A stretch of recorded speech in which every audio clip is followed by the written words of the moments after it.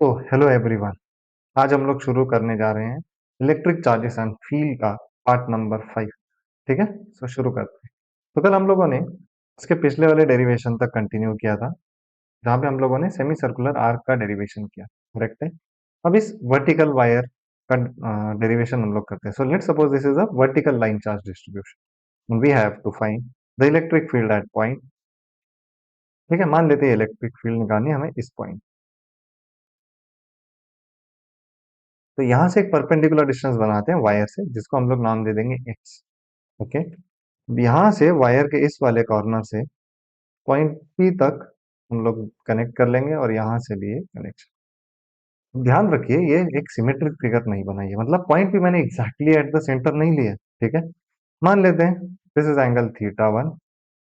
ठीक है, या फिर इसको थीटा टू ले लेता हूँ। इसको मैं एंगल थीटा वन ले लेता हूँ, और इसको मैं नेगेटिव साइन के साथ ले लूंगा। क्यों? क्योंकि थीटा एक वेक्टर क्वांटिटी होती है, angle is a vector quantity. अगर इस साइड पे मैंने एंगल पॉजिटिव लिया है, तो ऑब्वियस इस साइड पे एंगल ये नेगेटिव होगा। Correct. So hence minus theta one ये एंगल रहेगा, प्लस थीटा ये वाला एंगल रहेगा। यहाँ तक किसी को कोई भी दिक्कत है? अब हमें क्यों की इलेक्ट्रिक फील्ड निकालनी है, so we need to consider an element. मान लेते हैं this is a charge element. ठीक है, इस चार्ज एलिमेंट से ये जो दूरी है पॉइंट टी की, इसको आर मान लेते हैं, क्योंकि हमें usually electric field due to जब भी किसी एलिमेंट के कारण निकालना पड़ेगा तो फॉर्मूले में के क्यू बाई आर स्क्वायर ही लेते हैं ना स्टैंडर्ड, तो इसलिए मैंने ये आर ही रखा है। ठीक है, let's suppose this element is eight a distance y from this perpendicular line. ठीक है, मान लेते हैं y दूरी पे है, and मान लेते हैं इसका थिकनेस dy है, क्योंकि y एक्सिस के अलॉन्ग है तो मैंने थिकनेस भी dy मान ली। ठीक है, हम मान लेते हैं यहाँ से ये जो एंगल है जो एलिमेंट बना रहा है वो अल्फा है। अब यहाँ पे गौर देने वाली बात कौन कौन सी, अब यहाँ पे ध्यान दीजिए। ठीक है, यहाँ ध्यान से देखिए, सबसे पहले देखिए y को, फिर उसके बाद देखिए अल्फा को। करेक्ट है। एंड फिर उसके बाद देखिए स्मॉल आर। क्या ये तीनों भी वेरिएबल्स हैं? तो all this three are variables. कैसे? देखिए, अगर मैंने एलिमेंट यहाँ पकड़ लिया तो y बढ़ जाएगा ना, y चेंज हो जाएगा, मतलब एलिमेंट जैसे जैसे मूव कर रहा है y बढ़ रहा है या y चेंज हो रहा है। सिमिलरली यहाँ से अगर मैं एंगल देखूँ तो अल्फा भी तो चेंज होगा। करेक्ट है। और वैसे ही ये दूरी जो है r, ये भी तो चेंज होगी। Hence y alpha and r are variable, मतलब इस प्रॉब्लम में total we have three variables. Whereas अगर मैं x की बात करूँ तो sir ji it is constant, ये है कंप्लीटली कांस्टेंट। बराबर, x हुआ अपना कांस्टेंट। तो बढ़ते हैं आगे। अब अगर x को मैंने कांस्टेंट मान लिया, अब शुरू करते हैं अपने इलेक्ट्रिक फील्ड के साथ। So electric field due to small charge distribution D कितना रहेगा सर जी? दैट इज के Q by small R square. बराबर। लेकिन क्योंकि ये पॉजिटिव एलिमेंट है तो इसके कारण इलेक्ट्रिक फील्ड लाइन जाएगी अवे, तो ये हो गया मेरा डीई एलिमेंट। अब इस डीई एलिमेंट के कारण यहाँ पे बनेगा एक डीई, क्योंकि ये अल्फा है तो ये भी अल्फा हो गया। So this is D E cos alpha and this is D E sine alpha. तो इस केस में हमें टोटल दो कंपोनेंट्स मिले, मतलब I need to find D cos alpha also and I need to find D sine alpha also. ये दोनों find करने मतलब मुझे अलॉन्ग एक्स एक्सिस भी इलेक्ट्रिक फील्ड निकालनी, मुझे अलॉन्ग वाई एक्सिस भी इलेक्ट्रिक फील्ड निकालनी। ठीक है, तो चलो शुरू करते हैं सबसे पहले डी कॉस अल्फा के साथ, which is along x axis. तो बात करेंगे सबसे पहले अलॉन्ग हॉरिजॉन्टल, मेरी नेट इलेक्ट्रिक फील्ड कितनी आएगी along horizontal direction? So it is D E cos alpha. अब ये कितना होगा, तो इसको मैं ऐसे लिख, D E X along x axis is equal to D E cos alpha. So D E कितना है? This is K due to element, this is D Q, तो यहाँ पे भी डी क्यू रहेगा। So K D Q by small R square into साथ में लिखा है कॉस। यहाँ तक किसी को कोई भी दिक्कत है? चलिए अब सिंप्लीफाई करते हैं। अब हम लोग तो जानते हैं ना सर, लैम्बडा इज पूरा चार्ज अपॉन पूरी लेंथ इज इक्वल टू छोटा चार्ज अपॉन छोटी लेंथ। बराबर। सो यहाँ से मैं डी क्यू को लिख सकता हूँ lambda times of D Y. बिल्कुल लिख सकते हैं sir ji. So this is D E x is equal to K, वैसे का वैसा ही डी क्यू की जगह हम लोग लिख देंगे lambda times of D Y cos alpha upon are square. दिक्कत यहाँ पे ये है, यहाँ पे अल्फा भी वेरिएबल है, यहाँ पे आर भी वेरिएबल है, यहाँ पे वाई भी वेरिएबल है ना। How to simplify this? क्योंकि वही तो लिखा है मैंने, Y alpha R all are variable, लेकिन मुझे तो ये सिंगल वेरिएबल में कन्वर्ट करवाना है। तो हम लोग कैसे कर सकते हैं? सिंपल है या मुश्किल है, जानते हैं। ठीक है, अब ध्यान दीजिएगा, ये अपना जो ट्राइंगल था, ठीक है, ये जो ट्राइंगल है इस ट्राइंगल पे जरा, ठीक है, तो क्या यहाँ से हम लोग कुछ जुगाड़ लगा सकते हैं? मुझे कहीं से भी y पता चल जाए, बराबर? मुझे एक तो y चाहिए और एक r का रिलेशन चाहिए, तो y और r। सर ये मुझे sin थीटा से मिल सकता है, शायद मुझे tan थीटा से भी कुछ मिल सकता है, क्योंकि x तो कांस्टेंट है तो उसका कुछ ज़्यादा टेंशन नहीं पड़ेगा। तो चलो tan थीटा लगा के देखते हैं। So can I say tan alpha is equals to, sir this is y by x, tan theta is y by x, बराबर? सो यहाँ से दैट इम्प्लाइज मैं ये तो लिख सकता हूँ y is equals to x tan alpha. Differentiate करो जरा दोनों साइड को। सो y का डिफरेंशिएशन हो गया dy, x तो कांस्टेंट है, tan अल्फा का हो गया sec स्क्वायर अल्फा। वाह क्या बात है, अपन ने यहाँ पे एटलीस्ट एक वेरिएबल को हटा दिया, मतलब y को मैंने हटा के sec स्क्वायर अल्फा एंड साथ में d अल्फा आ जाएगा, बराबर है? सो somehow I have eliminated my y variable. अब नेक्स्ट r को कैसे सिंप्लीफाई कर सकते हैं? तो यहाँ से जरा देखिए फिगर में फिर से cos अल्फा मुझे क्या बता रहा है। So what is cos alpha actually? cos alpha is equals to, so this is adjacent x by r. Cos alpha is x by r. So from here can I say r is x upon cos alpha? ठीक है, continue कर दें next page पे। सो हम लोगों ने find out कर लिया था cos alpha is equals to x by r। तो यहाँ से हम लोगों ने लिखा था r is equals to x by cos alpha। so, क्या मैं यहाँ से लिख सकता हूँ r square is x square by cos square alpha? x तो कांस्टेंट है तो ज्यादा टेंशन लेने की जरूरत तो है नहीं, करेक्ट है? तो अब अपनी इक्वेशन क्या थी? ठीक है, अपनी इक्वेशन थी D E x is equals to, D X कितना था? K lambda D Y cos alpha upon are square. पहले ये लिख लेते हैं, दिस इज के lambda D Y cos alpha upon are square. Now simplify this, so D E x is equals to के lambda, तो वैसे का वैसा ही सर, मैं डी वाई की जगह क्या डाल सकता हूँ? X sec square alpha D alpha, तो this is X sec square alpha D alpha into सामने लिखा है sir cos alpha whole upon are square. R square की जगह हम लोग क्या डाल सकते हैं? आर स्क्वायर की जगह हम लोग डाल सकते हैं x square upon cos square alpha, तो ये कॉस स्क्वायर अल्फा ऊपर आ जाएगा। सर ये कॉस स्क्वायर अल्फा और ये सेक स्क्वायर अल्फा तो गया। तो this is D E x is equals to के लैम्बडा, ठीक है? अब यहां से एक एक्स और एक्स तो गया, सो दिस इज के lambda by x into cos alpha D alpha, correct है? अब अगर मैं इसको इनिशियल इक्वेशन के साथ बेटा कंपेयर करूं, देखो इनिशियल इक्वेशन क्या थी?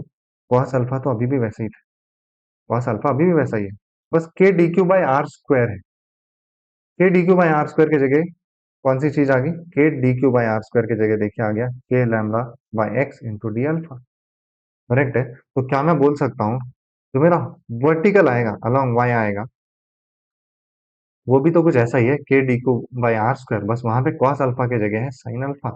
तो ये भी तो यही हो जाएगा। इसके जगह मैं ये पैरामीटर लिख सकता हूँ k lambda by x d alpha, extra आ गया सर जी, बाकी साइन अल्फा वैसे का वैसा, मतलब ये यही तो एक्चुअली मेरा डी ई है। This is my D E after simplifying. So यहाँ पे मैं डायरेक्ट लिख सकता हूँ ना कि वैसा, ठीक है? तो चलो पहले इसको सॉल्व करते हैं, इसको सिंप्लीफाई करते हैं। अब लिमिट कहाँ से कहाँ लगेगी, क्योंकि मुझे इंटीग्रेट तो करना है, तो इसको इंटीग्रेट, इंटीग्रेशन कहाँ से आएगा सर? माइनस थीटा वन से प्लस थीटा टू, बराबर? अब लगाइए integration, so D E x is equal to के लैम्बडा बाय एक्स तो कांस्टेंट है, cos अल्फा का इंटीग्रेशन होता है sin अल्फा, तो this is sin alpha and this is minus theta one से प्लस थीटा टू, क्योंकि वायर कहाँ से कहाँ जा रही है? माइनस थीटा वन से थीटा टू, ठीक है? अब लगाइए upper limit minus lower limit, तो ये कितना हो जाएगा? के लैम्बडा बाय एक्स, ये डी ई हट जाएगा ना क्योंकि इंटीग्रेशन, चलो यहाँ इंटीग्रेशन लिख लेते हैं। तो दिस इज के लैम्बडा बाय एक्स, ऐसे का ऐसा ही ये हो जाएगा sine of theta two minus sine of minus theta one, correct? Alpha की जगह डालना है ना, हेंस माइनस थीटा वन। अब यहाँ एक इंपॉर्टेंट आइडेंटिटी क्या होती है sir? Sine of minus theta is minus sine theta, कुछ ऐसा होता है। So hence we got electric field along x axis is equal to के lambda by x, this is sine theta two minus into minus ये हो जाएगा plus sine theta one. This is the formula for electric field along x axis. कितना easy है बोलिए, correct है यहाँ तक? अब बढ़ते हैं आगे, करते हैं along Y axis. So sir जी हमने वाई एक्सिस के अलॉन्ग तो डेरिवेशन देख लिया था, d y electric field along, ठीक है? तो we have already seen the derivation for electric field, so this is along x axis. अब वाई के लिए क्या आएगा सर? वाई के लिए भी तो सेम ही आएगा, ये के लैम्बडा बाय एक्स लिखिए, दिस इज के लैम्बडा बाय एक्स इंटू यहाँ पे है साइन अल्फा डी अल्फा। यहाँ पे भी अगर मैं इंटीग्रेट करूंगा तो लिमिट वही तो आनी है, माइनस थीटा वन से प्लस थीटा टू, बराबर। So this is what k lambda by x, तो कांस्टेंट साइन अल्फा का इंटीग्रेशन होता है minus cos alpha and that to limit from minus theta one से plus theta two. Now substitute the limit, so this is के lambda by x, this is minus sine बाहर ले रहा हूँ, ये कितना बच जाएगा cos theta two minus cos of minus theta one, correct है। Now cos of minus theta, क्योंकि कॉस एक इवन फंक्शन है तो ये हो जाता है कॉस ऑफ प्लस थीटा। तो बताइए that implies electric field along Y कितना हो जाएगा, माइनस के लैम्बडा बाय एक्स, वैसे का वैसा ही। This is cos theta two, ठीक है। अब ये माइनस ही बचेगा, minus cos theta, minus sine multiply कर दीजिए, so we have E y is equal to के lambda by x cos theta one minus cos. Is this clear everyone? A very important relation. So हमारे पास E Y भी आ गया and E x कितना था, ई x कितना था K lambda by X sine theta one plus sine theta. Is this clear? तो ऐसे दो फॉर्मूले अपने पास आ चुके हैं, this are very important formula. All clear? यहाँ तक उम्मीद कर रहा हूँ सबको सब समझ में आ गया होगा। अब बढ़ते हैं आगे नेक्स्ट डेरिवेशन के साथ। फॉर्मूला याद रखेंगे सभी, ठीक है। अब बस इसको अपन थोड़ा मॉडिफाई करेंगे इस फॉर्मूले को। चलिए next is, let suppose we have a infinite wire. तो हम लोग दो केसेस की यहाँ पे बात करेंगे। एक तो हम लोग बात करेंगे इनफाइनाइट वायर की, और एक हम लोग बात करेंगे सेमी इनफाइनाइट वायर की, ठीक है। सो सर इनफाइनाइट वायर कैसे होगी? सो लेट सपोज ये वायर है, लाइन चार्ज डिस्ट्रीब्यूशन, अब ये जा रही है इन्फिनिटी तक, ये भी जा रही है इन्फिनिटी तक, ठीक है। And let suppose this is point जहां पे मुझे क्या करना है, इलेक्ट्रिक फील्ड इंटेंसिटी निकालना है। अब देखिए अगर आप यहाँ पे खड़े हो गए, let suppose you are standing at this point, और तुम एकदम ऊपर देख रहे हो, एकदम ऊपर देख रहे हो, एकदम ऊपर देख रहे हो, तो यार ये एंगल तो लगभग 90 डिग्री हो जाता है ना। सिमिलरली अगर नीचे के साइड पे भी होता है एंगल 90 डिग्री हो जाता है। So hence can I say theta one is equal to theta two, ये कितना हो गया 90 डिग्री हो गया। तो यहाँ पे ई एक्स कितना हो जाएगा, ई एक्स तो कितना था sir k lambda by x, बराबर into sine theta one plus sine theta to. तो देखिए साइन 90 कितना हो जाता है, वन हो जाता है, तो यहाँ पे भी आएगा वन, प्लस ये भी साइन 90 तो मतलब ये भी आएगा one. So this is two के lambda by x. Similarly E y कितना हो जाएगा सर, कॉस 90 तो जीरो होता है, तो दिस इज के lambda by x into cos 90 minus cos 90, zero minus zero answer is zero, so this is zero. मतलब इसकी net electric field is along x axis for a infinite wire. Now next is for semi infinite wire. अगर कोई wire semi infinite है तो sir ये एक side से गई इन्फिनिटी की तरफ, ये हो गया अपना पॉइंट पी। तो यहाँ से क्लियरली दिख रहा है थीटा वन कितना है सर, थीटा वन, यहाँ तो थीटा वन है ही नहीं जो अपन ने बनाया था, that is 0 degree. Theta two कितना है 90 डिग्री, बराबर। यहाँ तो कोई दिक्कत? तो बताइए सर ई एक्स कितना हो गया, ई एक्स हो गया sir k lambda by x, k lambda by x into sine theta one plus sine theta two. अब साइन जीरो तो जीरो होता है, तो यहाँ पे बचा क्या सिर्फ वन, तो दिस इज के lambda by x. Similarly E y कितना आएगा सर जी, दिस इज के lambda by x into theta one zero है, कॉस जीरो वन होता है, माइनस कॉस 90 है तो जीरो, मतलब ये भी इतना ही, दिस इज के लैम्बडा बाय एक्स। उम्मीद कर रहा हूँ यहाँ तक समझ में आ गया होगा। So for infinite wire E x is two के lambda by x, E y is zero, whereas for a semi infinite wire electric field along x axis is k lambda by x and electric field along y is k lambda by x। उम्मीद कर रहा हूँ यहाँ तक समझ में आ गया होगा, ठीक है। चलो बढ़ते हैं आगे। Next next is MCQ. So a charge Q1 exerts some force on a second charge Q2. If third charge Q3 is brought near the force exerted by Q1 on Q2। देखो यार ये कितना इजी है, ये एक positive charge, ये एक negative charge, इन दोनों में कोई तो फोर्स ऑफ अट्रैक्शन है, ठीक है। अब रास्ते से एक अनजान चार्ज भटक रहा है, भटक रहा है। तो बताइए इन दोनों के बीच में जो फोर्स लग रहा है, क्या इसके भटकने से, इसके आ जाने से कोई फर्क पड़ेगा? तो आंसर इज नो। अरे भाई ये दोनों जो एक दूसरे पर फोर्स लगा रहे हो तो लगाएंगे लगाएंगे, अब ये इसको बड़ी नजर से देखेगा, ये इस पे अलग फोर्स लगाएगा, ये इस पे अलग फोर्स लगाएगी, वो कहानी अलग है, बट इन दोनों के फोर्स में कोई बदलाव नहीं आने वाला, बिकॉज कूलम्ब्स लॉ कहता है फोर्स बिटवीन टू चार्जेस, उसी का तो formula, it is unchanged because of third. Is this clear?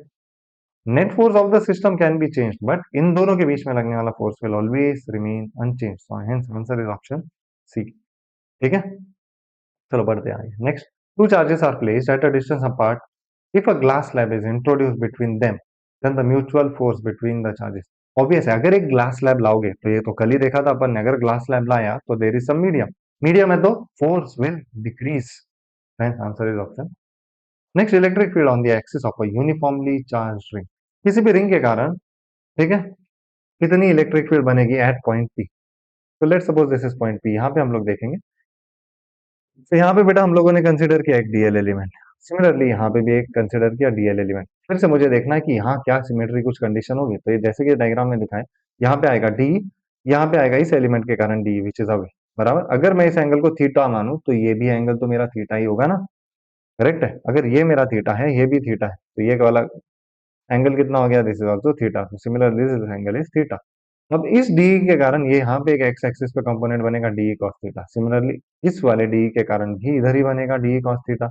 अब इस वाले डी के कारण, ये वाले डी के कारण यहाँ पे बनेगा D E sine theta vertically, similarly इस वाले डी के कारण यहाँ बनेगा नीचे के साइड पे डी ई साइन थीटा। अब ये और ये तो गया, मतलब हम लोग देख पा रहे हैं due to symmetry, due to symmetry मेरे पास सिर्फ हॉरिजॉन्टल कंपोनेंट रह रहा है। ठीक है, अब देखो फिर से मेरे पास चॉइस है, क्योंकि मैंने यहाँ दो एलिमेंट लिए हैं, तो एक एलिमेंट को 0 to 180 डिग्री घुमाओ, एक एलिमेंट को देखो शुरू करो 0 से, घुमाओ 180 डिग्री, बराबर यहाँ तक, क्योंकि अगर दो एलिमेंट है तो एक तो यही तक जा पाएगा ना, या फिर तुम्हारे पास चॉइस है सिर्फ एक एलिमेंट लो और उसको पूरा 0 to 360 घुमाओ, तो बेस्ट है ना, एक ही एलिमेंट लेते हैं और 0 to 360 घुमाते हैं। ठीक है, पर देखते हैं उससे कुछ फर्क पड़ेगा क्या? क्योंकि एक्चुअली ये जो थीटा है ये तो वेरिएबल नहीं है, this theta is constant. So ring की सबसे बड़ी खास बात यह है कि सर कुछ भी कर लो, अगर पॉइंट पी तुमने यहाँ रखा है, ये थीटा तो बदलने वाला है नहीं, क्योंकि ये भले इधर आया तो भी एंगल वही रहेगा, तो भी एंगल वही रहेगा, अगर इसको 3D में फील करोगे तो। ठीक है, so theta is not a variable, x is also not a variable, hence r is also not a variable, and this is तो डायमीटर। भाई ये भी वेरिएबल नहीं है, ये भी कांस्टेंट है, यहाँ तो लगभग सब कांस्टेंट आ रहा है।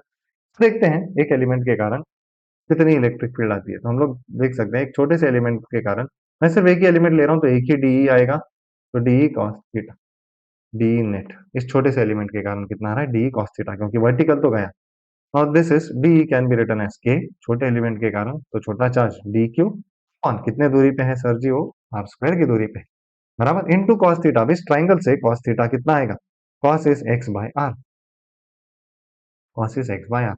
Now from this triangle can I say, from this triangle can I say r is equals to under root of a square plus x square, वो सब्सटीट्यूट कीजिए, तो आर स्क्वायर कितना हो जाएगा, a square plus x square हो जाएगा, तो substitute in this equation, so D e net is equals to कितना हो रहा है, देखो जरा, इंटीग्रेशन लगा देते हैं, इज इक्वल्स टू इंटीग्रेशन यहाँ भी लगा देते हैं, k D q upon are square की जगह मैं क्या लिख सकता हूँ, a square plus x square, ठीक है, इंटू एक्स अपॉन आर की जगह under root of a square plus x square. यार यहाँ तो अब सब कुछ कांस्टेंट है, क्यों, ए भी कांस्टेंट है, ये एक्स भी कांस्टेंट है, ए भी कांस्टेंट, एक्स भी कांस्टेंट, एक्स भी कांस्टेंट, तो यहाँ बचा सिर्फ डी क्यू, तो इंटीग्रेशन ऑफ डी क्यू कितना होगा, which will be equal to q, so hence e net कितना आ जाएगा, दिस इज के क्यू, डी क्यू का इंटीग्रेशन हो गया क्यू एक्स अपॉन, देखो यहाँ पे पावर हाफ है, इधर वन है, तो ये कितना हो गया, a square plus x square whole to the power 3 by 2. This is the formula for electric field Newton. इतना आसान है, बराबर। चलिए अब at x is equal to zero, अगर मैं x की वैल्यू जीरो डालता हूँ, अरे तो ये पूरा टर्म जीरो हो रहा है, ये तो जीरो हो रहा है, चलो कोई बात नहीं, at x is equal to infinity डाल के देखते हैं, अरे नीचे अगर इन्फिनिटी आया तो वन अपॉन इन्फिनिटी तो फिर जीरो होता है, इसका मतलब इलेक्ट्रिक फील्ड यहाँ भी जीरो आ रही है। तो अगर electric field x is equal to zero पे भी जीरो है, x is equal to infinity पे भी जीरो है, सर जी इसकी मैक्सिमम वैल्यू आएगी किधर, करेक्ट है, इसका मतलब there must be a place जहां पे इलेक्ट्रिक फील्ड कैसी हो, मैक्सिमम हो। अब भाई वो प्लेस कौन सी है, तो इलेक्ट्रिक फील्ड की इक्वेशन लिखिए क्या थी, e is equal to k q x upon a square plus x square whole to the power 3/2। अब अगर मुझे मैक्सिमा निकालना है तो भाई डिफरेंशिएट करना पड़ेगा, मतलब डी बाई डी एक्स निकालो, है ना। और ये मैक्सिमम तभी होगी when D square E by d x square is less than zero. Correct है, ये तो आएगा ही क्योंकि हम मैक्सिमा निकाल ही रहे हैं। ठीक है, सो बस डिफरेंशिएट करते हैं एंड इसको इक्वल्स टू जीरो कर देते हैं। So d by d x, अब देखिए यहाँ पे हम लगाएंगे यू बाई बी रूल। तो यू बाई बी रूल क्या कहता है, v d u minus u d v whole upon v square is equal to zero. तो वी क्या है सर जी, डिनोमिनेटर है, लिखिए पहले उसको। This is a square plus x square whole to the power 3/2 into d u, differentiation of you, के Q constant है बस एक्स, तो ये बचा सिर्फ के क्यू माइनस यू, यू कितना है के क्यू एक्स है, इंटू अब इसका डिफरेंशिएशन। तो देखिए सबसे पहले जो टोपी है उसको सामने लिखिए 3/2, कितना बचा ए स्क्वायर प्लस एक्स स्क्वायर, टोपी में से एक घटा तो 3/2 माइनस वन कितना आया 1/2 इंटू चेन रूल के हिसाब से एक्स स्क्वायर का डिफरेंशिएशन आ जाएगा 2x। This whole is equal to zero. मैं डिनोमिनेटर नहीं लिख रहा हूँ क्योंकि वी स्क्वायर इधर जाके जीरो से मल्टीप्लाई होके तो डिनोमिनेटर गायब हो जाएगा। अब ये जो बचा है इस टर्म में से क्या क्या कॉमन निकलेगा, ध्यान से देखिए, a square plus x square whole to the power 1/2 common निकला, के क्यू कॉमन निकला। देखो इसके पास 3/2 है तो इसमें से 1/2 कॉमन निकाल सकते हैं, इसके पास ऑलरेडी 1/2 है और के क्यू है। अब क्या क्या बचा यहाँ पे, तो यहाँ पे बचा सर ए स्क्वायर प्लस एक्स स्क्वायर क्योंकि पावर 1 बची है, माइनस अब यहाँ से क्या क्या बचा उसको ब्लू से हाईलाइट करते हैं अपन। तो देखो यहाँ से x बचा है, यहाँ से 3/2 बचा है और यहाँ से 2x बचा है, तो ये 2 और 2 तो गया, तो यहाँ से x बचा है, 3 बचा है, x बचा है, तो 3x square is equal to zero. अब ये टर्म तो पूरा का पूरा पॉजिटिव है, ये तो जिंदगी में कभी जीरो नहीं होगा, मतलब यही वो टर्म है जो जीरो होगा। इसका मतलब a square 3x square minus and plus x square है, तो ये कितना हो जाएगा -2x square is equal to zero. That implies a square is equals to 2x square. So that implies x is equals to a by root 2। मतलब x की कौन सी value जहां पे इलेक्ट्रिक फील्ड मैक्सिमम है, that value is x is equals to a by root 2। बराबर, तो हमने वो प्लेस निकाल लिया है, पोजीशन निकाल लिया है जहां पे हमें इलेक्ट्रिक फील्ड मैक्सिमम मिलेगी। Next, so x is equals to a by root 2 is the place where electric field is maximum. So let's find maximum electric field. So we have the formula E is equals to kqx upon a square plus x square whole to the power 3/2। Substitute x is equal to a by root 2, तो ये कितना आएगा के q, x की जगह आ जाएगा a by root 2 whole upon a square, तो वैसा ही है, प्लस एक्स स्क्वायर, एक्स की जगह ए बाई रूट 2, तो ये कितना हो गया ए स्क्वायर रूट 2 का square 2 whole to the power 3/2। so this will be E max is equals to k q a by root 2 whole upon this is 2a square plus a square, कितना हो गया 3a square by 2 whole to the power 3/2। Now see, अब मैं वैसा arrangement कर रहा हूँ, this is के q, this is a by root 2 whole upon, मैं 3 को ऐसे लिख सकता हूँ क्या, √3 का स्क्वायर, तो ये पूरा हो गया √3 ए का स्क्वायर। सिमिलरली 2 को भी तो ऐसे लिख सकता हूँ ना, √2 का स्क्वायर, तो ये पूरा टर्म हो गया and whole to the power 3/2, तो 2 से 2 गया, अब ये बचा क्यूब। तो अब इसको मॉडिफाई कैसे कर सकते हैं, E max is equal to के क्यूब ए बाय, मेरा ए भी थोड़ा क्यू के तरह दिख रहा है तो कंफ्यूज मत होना, तो दिस इज के q a by root 2 whole upon, देखिए √3 का क्यूब, सो √3 इंटू √3 हुआ 3, बचा फिर √3 एंड ए का ए क्यूब, ठीक है, होल अपॉन √2 का भी तो ऐसे लिखेंगे, √2 इंटू √2 फिर √2, तो ये √2 से ये √2 गया, करेक्ट है। एक ए से एक ए गया तो ये बचा स्क्वायर, सो हेंस क्या ना इसे माई इलेक्ट्रिक फील्ड मैक्सिमम इज, ये 2 ऊपर जाएगा 2k अपॉन 3√3 ए स्क्वायर। वेरी वेरी इंपॉर्टेंट, क्या यहाँ तक सबको clear, so maximum electric field कितनी आई 2k अपॉन 3√3 ए स्क्वायर। चलो बढ़ते हैं आगे। नेक्स्ट, ये हो गया लोकेशन ऑफ ई, अपन ने निकाल लिया, कहाँ पे आया था, x is equal to a by root 2 पे, ठीक है। उसके बाद ग्राफ बनाते हैं, तो ग्राफ यहाँ बनाने से अच्छा सीधा हम लोग यहीं पे समझ लेते हैं।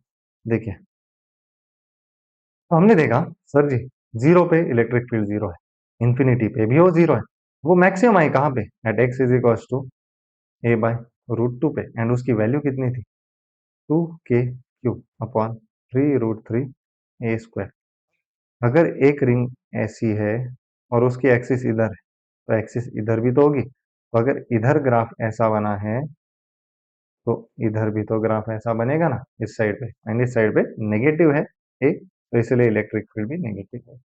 Is this clear everyone? तो इस तरीके का ग्राफ होता है इलेक्ट्रिक फील्ड इंटेंसिटी का फॉर अ रिंग। बढ़ते हैं आगे। नेक्स्ट बात करेंगे हम लोग इलेक्ट्रोस्टैटिक फील्डिंग। ठीक है, तो ये देखिए एक बंदा है जो एक कंडक्टिंग केज के अंदर रखा है, यहां से इलेक्ट्रिक फील्ड लाइन आ रही है। अब क्या ये इलेक्ट्रिक फील्ड लाइन इसको मारे? अरे ये तो हंसने लग गया, इसका मतलब ये इलेक्ट्रिक फील्ड लाइन इसको नहीं मार सकती।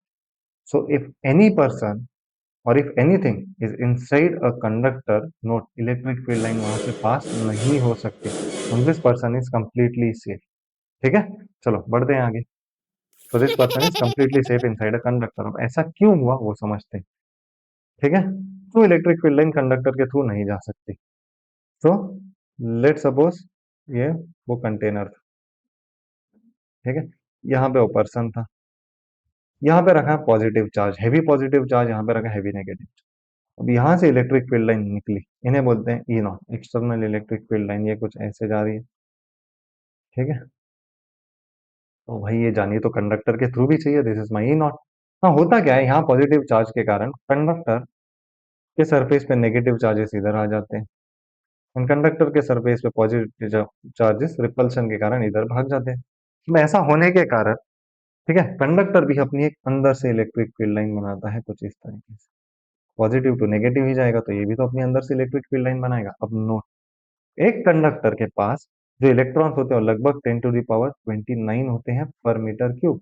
अब इतने ज्यादा चार्जेस है एक कंडक्टर के पास, तो बाहर से जितनी भी स्ट्रांग इलेक्ट्रिक फील्ड आ रही है ना, उतनी ही स्ट्रांग ये इंड्यूस्ड इलेक्ट्रिक फील्ड बनाता है in the opposite direction, exactly उतनी, such that E naught is always equal to E induced. बताइए, इसने तो, कंडक्टर ने कितना रेजिस्टेंस ऑफर किया इस इलेक्ट्रिक फील्ड को, इतना रेजिस्टेंस ऑफर किया कि नेट इलेक्ट्रिक फील्ड जीरो। इसका मतलब अपसाइलन फॉर अ कंडक्टर, मतलब permittivity for a conductor is infinite. इसीलिए मैं बोलता हूँ कि ये परमिशन नहीं, एक्चुअली ये रेजिस्टेंस है। तो hence resistivity for a conductor is infinite for external electric field, तभी तो नेट इलेक्ट्रिक फील्ड यहाँ जीरो होगी और ये बच्चा सेफ। करेक्ट है, यहाँ तक कोई दिक्कत? So hence electric field can never pass through a conductor. इसीलिए बोलते हैं जब भी आसमान से बिजली कड़के, बेस्ट है कि तुम जाके कार में बैठ जाओ, because it is a conductor और वहां पे तुम सेफ रहोगे। समझे? यहाँ तक कोई दिक्कत है? बढ़ते हैं आगे। नेक्स्ट, तो देखिए एरोप्लेन में बैठे हुए लोग एसी के कारण सेफ होते हैं, बिकॉज कंडक्टर के अंदर उन्हें कुछ भी नहीं हो सकता। यस। नेक्स्ट आगे, now come on solve this question. ठीक है, तो क्या बोला, metallic solid sphere is placed in a uniform electric field. एक सॉलिड स्फीयर है लेकिन ये मेटालिक है। The lines of force follow the path shown in. इसमें से कौन सा एक करेक्ट डायग्राम है विच represents the line of force? तो देखिए अभी बोला था कंडक्टर के थ्रू इलेक्ट्रिक फील्ड लाइन पास नहीं हो सकती। सो बी गलत हो गया, सी गलत हो गया सर, मतलब ये ऑप्शन भी गया, ये भी गया, क्योंकि यहाँ से तो इलेक्ट्रिक फील्ड लाइन गुजर रही है ना, तो ये लाइंस तो नहीं पॉसिबल। तो नहीं गुजरने वाली, या तो ए या तो डी। अब याद कीजिए, मैंने बोला था कंडक्टर के हमेशा सरफेस पे चार्जेस होते हैं। अगर सरफेस पे चार्जेस है, लेट सपोज प्लस माइनस कैसे भी बना लो, लेकिन सरफेस पे चार्जेस। नेक्स्ट एक प्रॉपर्टी याद कीजिए इलेक्ट्रिक फील्ड लाइन की, दैट इलेक्ट्रिक फील्ड लाइन की एक प्रॉपर्टी याद कीजिए, electric field lines are always perpendicular to the surface. यही वो पॉइंट है जहां पे ये परपेंडिकुलर है। Hence answer is option D. Is this clear everyone? ठीक है, ओके, तो चलो आज का लेक्चर नंबर 5 हम लोग यहीं पे खत्म करते हैं। सो आज हम लोगों ने इलेक्ट्रोस्टैटिक शील्डिंग भी खत्म किया, है ना, ये क्या होता है वो भी देखा, and few applications also we have seen, few derivations we have seen. So आज यहीं पे रुकेंगे, that's it for today. So thank you everyone, मिलते हैं लेक्चर नंबर 6 में।